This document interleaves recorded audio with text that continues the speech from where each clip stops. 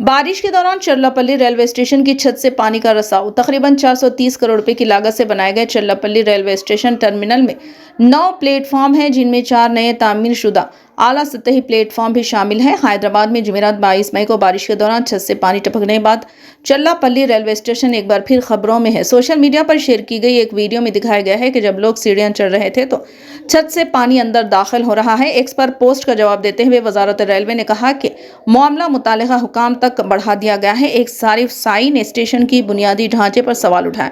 एक बारिश और 413 करोड़ रुपए का स्टेशन एक वाटर पार्क में बदल गया। वजीर आजम मोदी पर तनकीद करते हुए बिग फेलो ने कहा, जब क़यादत गैर मामूली खून के ग्रुप को सौंप दी जाती है तो ऐसा होता है।